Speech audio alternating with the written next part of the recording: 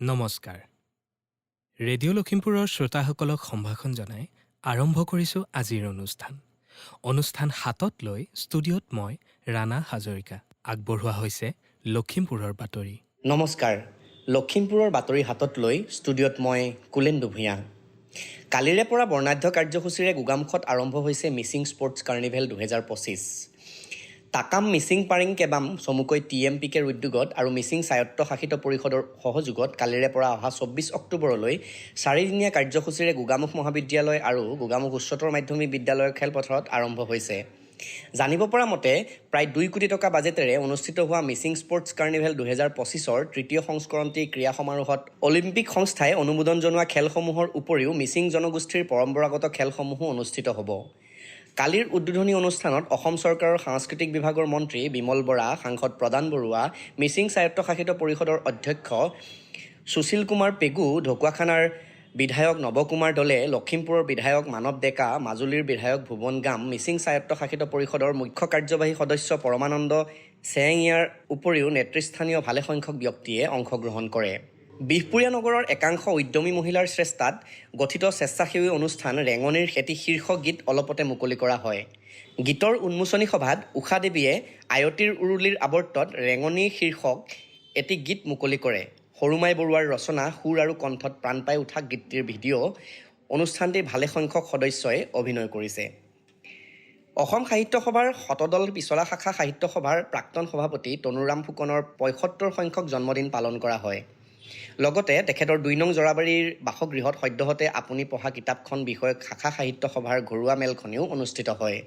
ভাস্কৰজ্যোতি নেওগৰ বৰগীতেৰে শুভাৰম্ভ কৰা সভাত সভাপতিত্ব কৰে পিছলা শাখা সাহিত্য সভাৰ সভাপতি শোভন চন্দ্ৰ কাকতিয়ে। লখিমপুৰ জিলাৰ লাৱণ্য দত্ত গোস্বামীৰ নাট্যকাৰ হিচাপেও এটি পৰিচয় আছে। কেইবাখনো শিশুনাট ৰচনা কৰি লাৱণ্য দত্ত গোস্বামীয়ে শিশু সাহিত্যৰ ভঁৰাল চহকী কৰি আহিছে। প্ৰয়াত সাহিত্যিক নাট্যকাৰ লাৱণ্য দত্ত গোস্বামীৰ অহা 24 অক্টোবৰত উপজা দিন।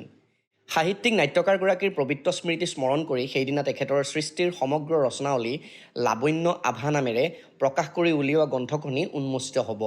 জিলাখনৰ নকাৰীৰ LP ৰিজেঞ্চিত সেইদিনা বিশিষ্ট কবি জ্ঞান পূজাৰীয়ে উন্মোচন কৰিব গ্ৰন্থখনি। নতুনকৈ গঠিত ঘিলামৰা উন্নয়ন সমিতিৰ দায়িত্বভাৰ গ্ৰহণ অনুষ্ঠান যোৱা 22 অক্টোবৰত ঘিলামৰা কৃষ্টি ভৱনত প্ৰাক্তন সভাপতি অকণ চন্দ্ৰ গোহাঁইৰ সভাপতিত্বত অনুষ্ঠিত হয়। শতাধিক লোকৰ উপস্থিতিত পুৰণি সমিতিয়ে ঘিলামৰা উন্নয়ন সমিতিৰ নৱনিৰ্বাচিত সভাপতি দেৱজিৎ বৰগোহাঁই আৰু সম্পাদক যোগানন্দ গগৈক নথিপত্ৰসহ দায়িত্বভাৰ প্ৰদান কৰে। লখিমপুৰ জিলাৰ হাৰমতিৰ মেৰবিল শিলিখাগুৰিৰ এজন যুৱক চুবুৰীয়া ৰাজ্য অৰুণাচলৰ শ্ৰমিক হিচাপে নিয়োজিত হৈ থকাৰ মাজতে দুৰ্ঘটনাত পতিত হোৱাৰ পিছত যোৱা 22 অক্টোবৰত চিকিৎসাধীন অৱস্থাত ডিব্ৰুগড় অসম চিকিৎসা মহাবিদ্যালয়ত মৃত্যু হয়। প্ৰাপ্ত বাতৰি মতে মেৰবিল শিলিখাগুৰিৰ মাধৱ দাসৰ পুত্ৰ 22 বছৰীয়া অনুপম দাসে অৰুণাচল প্ৰদেশৰ নাহৰলগুণত এটা অট্টালিকা নিৰ্মাণত শ্ৰমিক হিচাপে নিয়োজিত হৈ থকাৰ সময়ত দুৰ্ঘটনাত পতিত হৈ আহত হৈছিল। শ্ৰোতাসকলক জনাওঁ যে আমাৰ লখিমপুৰৰ বাতৰি একেনামেৰে থকা ইউটিউব চেনেল আৰু ফেচবুক পেজ ৰেডিঅ' লখিমপুৰৰ জৰিয়তে শুনিব পাৰিব। নিয়মীয়াকৈ বাতৰিসমূহ শুনি থাকিবলৈ ফেচবুক পেজটি লাইক নাইবা ফ'ল' আৰু ইউটিউব চেনেলটি ছাবস্ক্ৰাইব কৰিব। আমাৰ আজিৰ নিশাৰ লখিমপুৰৰ বাতৰি ইমানতে অন্ত পৰিল। পৰৱৰ্তী বাতৰি প্ৰচাৰ হ'ব কাইলৈ নিশা 8 বজাত। নমস্কাৰ। শ্ৰোতাসকলে ইমান পৰে লখিমপুৰৰ বাতৰি শুনিলে। এয়া ৰেডিঅ' লখিমপুৰ।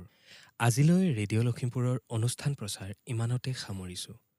পৰৱৰ্তী অনুষ্ঠান প্ৰচাৰ হ'ব কাইলৈ নিশা 8 বজাত। কাইলৈৰ অনুষ্ঠানত পুনৰ লগ পোৱাৰ প্ৰতিশ্ৰুতিৰে আজিলৈ বিদায় লৈছোঁ। শুভৰাত্ৰি।